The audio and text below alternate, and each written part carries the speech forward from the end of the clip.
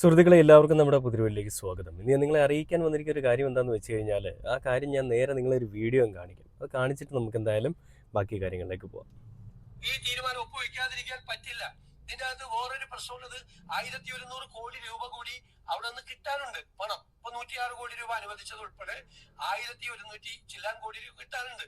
ഈ പണം എന്ന് പറയുന്നത് കേന്ദ്രം നൽകുന്ന ഔദാര്യം അല്ലല്ലോ. കേന്ദ്രം നൽകുന്ന ഔദാര്യം അല്ലല്ലോ ഈ പണം. നമ്മൾ ഈ പണം നമുക്ക് വേണ്ടേ? നമ്മൾ കൊടുക്കുന്ന GST-യുടെ പകുതി കൊണ്ടുപോകുന്നത് കേന്ദ്ര സർക്കാരാണ്. കേരളത്തിലെ ജനങ്ങൾ കൊടുക്കുന്ന GST-യുടെ പകുതി, ഇവിടെ കൊടുക്കുന്ന ഇൻകം ടാക്സ് മുഴുവനായി കൊണ്ടുപോകുന്നത് കേന്ദ്ര സർക്കാരാണ്. അപ്പൊ കേന്ദ്രത്തിൽ നിന്ന് കിട്ടുന്ന പണം എന്ന് പറയുന്നത് നമ്മുടെ അവകാശമാണ്. അത് അവര് നൽകുന്ന ഔദാര്യമല്ല. ഒരു കാരണവശാലും ഒരു വർഗീയ അജണ്ടയോ ഒരു കമ്മ്യൂണൽ അജണ്ടയോ നടപ്പാക്കാൻ സമ്മതിക്കാതെ കരിക്കുലത്തിന് പൂർണ്ണമായ സ്വാതന്ത്ര്യത്തോടു കൂടി നമ്മൾ ചെയ്യുള്ളൂ. ഇതാണ് VD സതീശൻ എന്ന് പറയുന്ന നമ്മുടെ പൂക്കി CM-ന്റെ നിലപാട്. എന്തിനെതിരെയാണ് PM ശ്രീ എന്ന് പറയുന്ന ഒരു പദ്ധതി നടപ്പിലാക്കുന്ന വിഷയങ്ങളെ പറ്റിയുള്ള ചോദ്യത്തിൽ നമുക്കറിയാം, ഇടതുപക്ഷ സർക്കാർ ഇവിടെ ഉണ്ടായിരുന്ന സമയത്ത് PM ശ്രീയിൽ ഒപ്പിട്ടു എന്ന് പറഞ്ഞുകൊണ്ട് വലിയ കോലാഹലങ്ങളൊക്കെ ആയിരുന്നു ഇടയ്ക്ക് ഈ പറയുന്ന UDF-ഉം അതേപോലെ തന്നെ BJP-യിലുള്ള ചില ആളുകളൊക്കെ കാണിച്ചത്. ശരിക്കും ഇടതുപക്ഷം ഈ ഒരു പദ്ധതിയിൽ ഒപ്പിട്ടിട്ടുണ്ടോ എന്നുള്ളൊരു ചോദ്യം കൂടി ഇവിടെ പ്രസക്തമാണ്. ശരിക്കും പറഞ്ഞാൽ വിദ്യാഭ്യാസ മേഖലകൾ ഉയർത്തിക്കൊണ്ടുവരുന്നതിനും വിദ്യാഭ്യാസ മേഖലകൾ മെച്ചപ്പെടുത്തുന്നതിനും വേണ്ടിയിട്ടാണ് ഈ ഇടതുപക്ഷം എന്ന് പറയുന്ന ഒരു പാർട്ടിയെ ഈ BJP അല്ലെങ്കിൽ സംഘപരിവാരങ്ങൾ സമീപിച്ചത്. അപ്പോൾ അതിൽ അന്നത്തെ വിദ്യാഭ്യാസ വകുപ്പ് മന്ത്രിയായിരുന്ന V ശിവൻകുട്ടി ഈ ഒരു കാര്യത്തിൽ പദ്ധതിയിൽ ഒപ്പിടാനായിട്ട് പോകുന്നു. അങ്ങനെ അദ്ദേഹം വിദ്യാഭ്യാസ മേഖലയെ മെച്ചപ്പെടുത്താൻ വേണ്ടിയിട്ടാണ് ഈ ഒരു പദ്ധതിയെങ്കിൽ ഒപ്പിടാമെന്ന് പറഞ്ഞുകൊണ്ട് ആ ഒരു പദ്ധതിയിൽ ഒപ്പിട്ട് കൊടുത്തിട്ടുണ്ട്. അല്ലാതെ ഈ കാശ് വാങ്ങിക്കൊണ്ട് വീട്ടിൽ കൊണ്ട് വെക്കാമെന്ന് പറഞ്ഞുകൊണ്ടല്ല അദ്ദേഹം ഒപ്പിട്ട് കൊടുത്തിരിക്കുന്നത്. അപ്പോൾ അങ്ങനെ അദ്ദേഹം ആ ഒരു PM ശ്രീ എന്ന് പറയുന്നൊരു പദ്ധതിയിൽ ഒപ്പുവെച്ചു എന്നുള്ളൊരു കാര്യങ്ങൾ ആ വാർത്തകൾ നമ്മൾ കാണുന്നു, അല്ലെ നമ്മളെല്ലാവരും അതിനെപ്പറ്റി കണ്ട് ചർച്ച ചെയ്തിട്ടുള്ളതാണ്. അപ്പോൾ അങ്ങനെ PM ശ്രീ പദ്ധതിയിൽ ഒപ്പിട്ട് കൊടുത്തത് കൊണ്ട് തന്നെ സംഘികൾ ഈ പറയുന്ന നമ്മുടെ കേരളത്തിൽ ഇനി മെഴുകാൻ പോകുന്നു എന്നുള്ളൊരു വാർത്തയൊക്കെ നമ്മൾ ആ സമയത്ത് കണ്ടിരുന്നു. അപ്പോൾ ഇതിൽ ഒപ്പിട്ടതിന് പിന്നാലെ തന്നെ K സുരേന്ദ്രൻ്റെ വലിയ മെഴുകലുകളൊക്കെ നമ്മൾ കണ്ടു. അതായത് ഞങ്ങൾ ഇനി പഠിപ്പിക്കും സവർക്കർ ആരായിരുന്നുവെന്നും അവരുടെ മറ്റുള്ള സമര സേനാനികളൊക്കെ ആരായിരുന്നുവെന്നും ഇവരുടെ ഗോഡ്സെ ആരായിരുന്നു എന്നൊക്കെ ഞങ്ങൾ ചരിത്രത്തിൽ തിരുത്തും. അങ്ങനെ തിരുത്തി പിള്ളേരെ നല്ല സത്യസന്ധമായിട്ടുള്ള ചരിത്രം പഠിപ്പിക്കുമെന്നൊക്കെ പറഞ്ഞുകൊണ്ടായിരുന്നു ആ സമയത്ത് മെഴുകിയത്.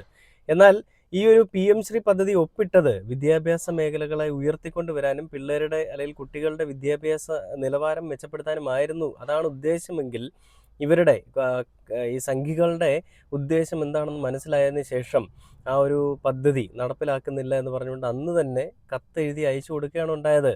എന്നാൽ ഇന്ന് ഈ പറഞ്ഞുകൊണ്ട് മെഴുകുന്ന സതീശനാദികൾക്ക് ഈ ഒരു കാര്യത്തെപ്പറ്റി ഒരു വ്യക്തതയുമില്ല, ഒരു ധാരണയുമില്ല. ഏതോ വാട്സപ്പ് യൂണിവേഴ്സിറ്റികളിൽ നിന്ന് കിട്ടുന്ന വാർത്തകളും ഏതോ മഞ്ഞപ്പത്രങ്ങൾ, വലതുപക്ഷ മാധ്യമങ്ങൾ എന്ന് തന്നെ പറയണം, വലതുപക്ഷ മാധ്യമങ്ങൾ പ്രസിദ്ധീകരിക്കുന്ന വാർത്തകളും ഒക്കെ വായിച്ചിട്ട് വലിയ മെഴുകലാണ്. അന്നത്തെ മുഖ്യമന്ത്രിയായിരുന്ന പിണറായി വിജയൻ്റെ കൂട്ടത്തിലുണ്ടായിരുന്ന വിദ്യാഭ്യാസ മന്ത്രി അടക്കമുള്ള മന്ത്രിമാരെല്ലാവരും പോയി ഒപ്പിട്ട് കൊടുത്തിട്ട് അതിൽ നിന്ന് കിട്ടിയ ആ തുക സ്വന്തം കീശ വീർപ്പിക്കാനായിട്ട് ഉപയോഗിച്ചു എന്നൊക്കെ പറഞ്ഞുകൊണ്ടാണ് മെഴുകുന്നത്. അതിൻ്റെ ഒരു തെളിവെങ്കിലും സതീശനാദികൾക്കോ ഇന്നത്തെ മുഖ്യമന്ത്രിയായിട്ടുള്ള സതീശൻ ജിക്കോ തെളിയിക്കാൻ സാധിക്കുന്നുണ്ടോ? ഒരു കോപ്പും തെളിയിക്കാൻ സാധിക്കത്തില്ല. കാരണം അങ്ങനെ ഒരു കാര്യം അവിടെ നടന്നിട്ടില്ല. അങ്ങനെ ഒരു കാര്യം നടന്നിട്ടുണ്ടെങ്കിലല്ലേ തെളിവുണ്ടാവുകയുള്ളൂ, അല്ലേ? അപ്പോൾ ഇതിൽ അന്നത്തെ V ശിവൻകുട്ടിയുടെ നിലപാട് എന്തായിരുന്നു, അല്ലെങ്കിൽ ഇടതുപക്ഷ പാർട്ടിയുടെ നിലപാട് എന്തായിരുന്നു എന്നുള്ളൊരു വീഡിയോ ഞാൻ കാണിച്ചു തരാം. നമ്മുടെ കുട്ടികളുടെ ഭാവി പന്താടിക്കൊണ്ട് ഒരു രാഷ്ട്രീയ സമ്മർദ്ദത്തിന് വഴങ്ങാൻ കേരളം തയ്യാറില്ല. ഈ ഫണ്ട് ഏതെങ്കിലും പാർട്ടിയുടെ ഔദാര്യമല്ല, മറിച്ച് കേരളത്തിലെ ജനങ്ങളുടെ നികുതി പണത്തിൽ നിന്നുള്ള നമ്മുടെ കുട്ടികൾക്ക് അവകാശപ്പെട്ട വിഹിതമാണ്. ആ വിഹിതം നേടിയെടുക്കുക എന്നതാണ് ഒരു ജനകീയ സർക്കാരിന്റെ ഉത്തരവാദിത്വം. കേരളത്തിന്റെ പൊതുവിദ്യാഭ്യാസ രംഗത്തെ തകർക്കാനുള്ള ഒരു നീക്കത്തെയും ഈ സർക്കാർ അനുവദിക്കില്ല. ഇതായിരുന്നു അവരുടെ നിലപാട്. അതായത് കേരളത്തിൻ്റെ പൊതുവിദ്യാഭ്യാസ രംഗത്തെ തകർക്കുവാനായിട്ടുള്ള ഒരു നിലപാടുകളും അല്ലെങ്കിൽ ഒരു തീരുമാനങ്ങളും ഞങ്ങൾ എടുക്കില്ല. ഇത് PM ശ്രീയിൽ ഒപ്പിട്ട് കൊടുത്തത് കുട്ടികളുടെ ഉന്നത നിലവാരത്തിന് വേണ്ടിയിട്ടായിരുന്നുവെങ്കിൽ, അല്ലെങ്കിൽ കുട്ടികളുടെ ആ ഒരു ജീവിത സൗകര്യങ്ങൾ അല്ലെങ്കിൽ കുട്ടികളുടെ അടിസ്ഥാന സൗകര്യങ്ങൾ മെച്ചപ്പെടുത്താൻ വേണ്ടിയിട്ടായിരുന്നുവെങ്കിൽ ഇവരുടെ ഉദ്ദേശം മനസ്സിലായ ആ സമയത്ത് തന്നെ ഞങ്ങളത് നടപ്പിലാക്കില്ല എന്ന് പറഞ്ഞുകൊണ്ട് തന്നെ മുന്നിലേക്ക് പോയ ആളുകളാണെന്നാണ് നമ്മൾ ഈ ഒരു വാർത്താ സമ്മേളനങ്ങളിലെല്ലാം ഇടതുപക്ഷ സർക്കാർ പറയുന്നത് കണ്ടത്. അപ്പോൾ ഇതിൽ ഞാൻ കണ്ടൊരു പോസ്റ്റ് വായിച്ച് കേൾപ്പിക്കുക. അതിൽ പറയുന്നത് ഇങ്ങനെയാണ്: PM ശ്രീ പദ്ധതിയിൽ നിലവിൽ കേരളവും പങ്കാളിയാണ്. പദ്ധതി നടപ്പാക്കാനാവില്ലെന്ന് മുൻ സർക്കാർ കേന്ദ്രത്തെ അറിയിച്ചിട്ടില്ല എന്ന് പറഞ്ഞുകൊണ്ട് VD സതീശൻ ഒരു കാര്യം പറയുന്നുണ്ട്. അതിന് മറുപടി ഒന്നോണം വേറൊരു പോസ്റ്റ് വന്നിരിക്കുന്നത്: കഴിഞ്ഞ വർഷം നവംബർ 12-ന് PM ശ്രീ നടപ്പാക്കാനാകില്ലെന്ന് കേരളം കേന്ദ്രത്തെ അറിയിച്ചിരുന്നു. പദ്ധതി നടപ്പാക്കുന്നതിൽ ആശങ്കയുണ്ടായെന്നും ധാരണാപത്രവുമായി മുന്നോട്ട് പോകാനാവില്ലെന്നുമായിരുന്നു കത്തിൽ പറഞ്ഞിരുന്നത്. മുൻ ഉന്നത വിദ്യാഭ്യാസ വകുപ്പ് സെക്രട്ടറി കെ വാസുകിയാണ് കത്തയച്ചത്. അതായത് PM ശ്രീ എന്ന് പറയുന്നൊരു പദ്ധതി ഇവിടെ നടപ്പിലാക്കാനായിട്ട് ഞങ്ങൾ സമ്മതിക്കില്ല, അല്ലെങ്കിൽ ആ ഒരു പദ്ധതി നടപ്പിലാക്കി കഴിഞ്ഞാൽ എന്തൊക്കെ ഉണ്ടാകുമെന്നുള്ളൊരു ധാരണ ഉള്ളത് കൊണ്ട് തന്നെയും അതിന് വേണ്ടിയിട്ട് ഞങ്ങൾ കൂട്ടു നിൽക്കുന്നില്ല എന്നായിരുന്നു ഇടതുപക്ഷത്തിൻ്റെ ആ ഒരു സൈഡ്, അല്ലെങ്കിൽ ഇടതുപക്ഷം മുന്നോട്ട് വെച്ച ആശയം, അല്ലെങ്കിൽ ഇടതുപക്ഷം മുന്നോട്ട് വെച്ച ഒരു കാര്യം അങ്ങനെയായിരുന്നു. എന്നാൽ ഇന്ന് UDF വന്നിട്ട് എന്താ പറയുന്നത്? അത് ഇവർ ചെയ്തത് കൊണ്ടാണ് ഞങ്ങൾക്ക് നിർബന്ധിതമായിട്ട് അത് ചെയ്യേണ്ടി വരുന്നതെന്നാണ് പറയുന്നത്. ആര് ചെയ്തതുകൊണ്ടാണ്? ഇടതുപക്ഷം എന്താ ചെയ്തത്? PM ശ്രീയിൽ ഒപ്പിട്ടു, അതുകൊണ്ട് ഞങ്ങൾക്കത് ചെയ്യേണ്ടി വരും. അല്ലയോ സതീശൻജി, അല്ലെ സതീശൻജിയോടൊപ്പമുള്ള സതീശനാദികളെ, എനിക്കൊരു ചോദ്യം ചോദിക്കാനുള്ളത്, ഇടതുപക്ഷം ചെയ്തു വെച്ചതെല്ലാം നിങ്ങൾ ചെയ്യുമെങ്കിൽ എന്തുകൊണ്ട് കേരയിൽ ചെയ്യുന്നില്ല? എന്തുകൊണ്ട് ലൈഫ് മിഷൻ എന്ന് പറയുന്നൊരു പദ്ധതി ചെയ്യുന്നില്ല? എന്തുകൊണ്ട് സ്ത്രീ സുരക്ഷാ പെൻഷൻ എന്ന് പറയുന്നൊരു പെൻഷൻ കൊടുക്കാൻ നിങ്ങളെ കൊണ്ട് സാധിക്കുന്നില്ല? അവിടെയും വ്യക്തമല്ലേ നിങ്ങൾ ഇതൊന്നും ചെയ്യുന്നില്ല, ഇടതുപക്ഷം ചെയ്തു വെച്ചിരുന്നത്. എന്തുകൊണ്ട് വയനാട് ടൗൺഷിപ്പ് പൂർത്തീകരിക്കുന്നില്ല എന്നുള്ള ചോദ്യം കൂടി ഉണ്ട് കേട്ടോ. അപ്പോൾ ഇതെല്ലാം ഈ കാര്യങ്ങൾ വരുമ്പോൾ തന്നെ വ്യക്തമാണ്, ക്രിസ്റ്റൽ ക്ലിയർ ആണ്. പിണറായി വിജയൻ ചെയ്തു വെച്ചിരിക്കുന്ന കാര്യങ്ങൾ ചെയ്യാൻ വേണ്ടിയിട്ടല്ല ഇവർ ശരിക്കും അധികാരത്തിൽ വന്നിരിക്കുന്നത്. പിണറായി വിജയൻ എന്തൊക്കെയാണോ ചെയ്യാതെ വെച്ചിരുന്നത്, എന്തൊക്കെയാണോ എതിർത്ത് വെച്ചിരുന്നത്, അതൊക്കെ ചെയ്യാൻ വേണ്ടിയിട്ടാണ് മുന്നിലേക്ക് വന്നിരിക്കുന്നത്. കാരണം ഇന്നിപ്പം നമ്മുടെ MG യൂണിവേഴ്സിറ്റികളിൽ സർവകലാശാലകൾ ശരിക്കും സംഘശാലകളായി, അല്ലെ സംഘി സർവകലാശാലകളായി. എന്തുകൊണ്ടാണ്? UDFന്റെ കടന്നുവരവോടുകൂടിയാണ്. UDF കടന്നു വരാൻ വേണ്ടിയിട്ട് ഏറെ ശ്രദ്ധേയമായിട്ടുള്ള പങ്ക് വഹിച്ചിട്ടുള്ളത് നമ്മുടെ K സുരേന്ദ്രൻ അടക്കമുള്ള ആളുകളാണ്. അങ്ങനെ ഇവരങ്ങോട്ടും ഇങ്ങോട്ടും ഒരു അച്ഛനും മക്കളും, അല്ലെങ്കിൽ ആ ഒരു കുടുംബ പ്രശ്നം പോലെ ഈ VC-മാർ ഈ പറയുന്ന പൊതുസമ്മേളനത്തിൽ പങ്കെടുക്കാൻ പോയതിൽ പ്രതിഷേധവുമായിട്ട് നമ്മുടെ മുഖ്യമന്ത്രി വന്നതൊക്കെ നമ്മൾ കണ്ടിരുന്നു. അപ്പോൾ ഇത് അവരുടെ ഒരു യൂണിവേഴ്സാണ്. അവരങ്ങോട്ടും ഇങ്ങോട്ടും എന്തൊക്കെയാണ് പറയുന്നത്, അവർ തന്നെ ഇതെല്ലാം ചെയ്തുകൊണ്ടിരിക്കുന്നു. ഇതിനെ ഒന്നും പ്രതികരിക്കാനോ ഇതിനെതിരെ ഒന്നും സംസാരിക്കാനോ ആരും പോകുന്നുമില്ല, ആർക്കും അതിനോട് ഉള്ള കഴിവുമില്ല എന്നുള്ളൊരു കാര്യമാണ് ഇവിടെ നമുക്ക് ശ്രദ്ധേയമായിട്ടുള്ളത്.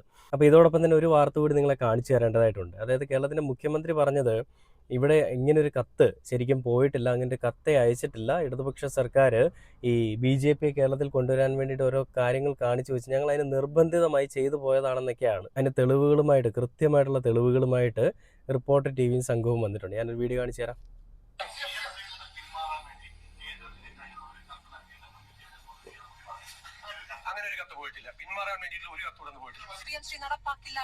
വായിക്കുന്ന സ്മൃതിയാണ് കേട്ടോ.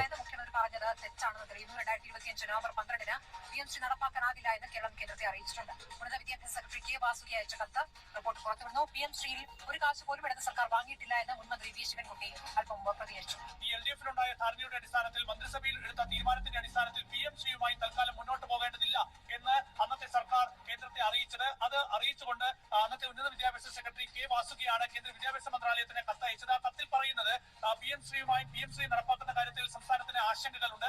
ഈ ആശങ്കകൾ പരിശോധിക്കാനായി ഒരു മന്ത്രിസഭാ ഉപസമിതിയെ നിശ്ചയിക്കുകയാണ്. ആ മന്ത്രിസഭാ ഉപസമിതിയുടെ റിപ്പോർട്ട് വരുന്നതുവരെ PM ശ്രീ പദ്ധതിയുമായി മുന്നോട്ട് പോകാനാകില്ല. അതിനാൽ PM ശ്രീ പദ്ധതിക്കായി ഒപ്പുവെച്ച ധാരണാപത്രം തൽക്കാലം മുന്നോട്ട് പോകാനാകില്ല എന്ന് സംസ്ഥാന സർക്കാർ കേന്ദ്രത്തെ അറിയിക്കുകയാണ്. ഇത് പിന്നീട് സുപ്രീം കോടതിയെയും സംസ്ഥാന സർക്കാർ അറിയിച്ചിട്ടുണ്ട്. PM ശ്രീയുമായി മുന്നോട്ട് പോകാനാകില്ല എന്ന് ഈ കേസ് സുപ്രീം കോടതിയിൽ വന്നതിന് പിന്നാലെ സുപ്രീം കോടതിയെയും സംസ്ഥാന സർക്കാർ അറിയിച്ചിട്ടുണ്ട്. അതേസമയം ഇപ്പോൾ മുഖ്യമന്ത്രി VD സതീശൻ ചൂണ്ടിക്കാണിക്കുന്നത് PM ശ്രീ നടപ്പാക്കാനാകില്ല എന്ന് അന്നത്തെ സർക്കാർ കേന്ദ്രത്തെ അറിയിച്ചിട്ടില്ല എന്നതാണ്. ഏതായാലും ഈ കത്ത് ഒരു തെളിവായി ഇപ്പോൾ പ്രതിപക്ഷം മുന്നോട്ട് വെക്കുകയാണ്. മുൻ വിദ്യാഭ്യാസ മന്ത്രി V ശിവൻകുട്ടി തന്നെ ഇപ്പോൾ മാധ്യമങ്ങൾക്ക് മുൻപാകെ എത്തി ഇക്കാര്യത്തിൽ മുഖ്യമന്ത്രി VD സതീശൻ കളവ് പറയുകയാണ്.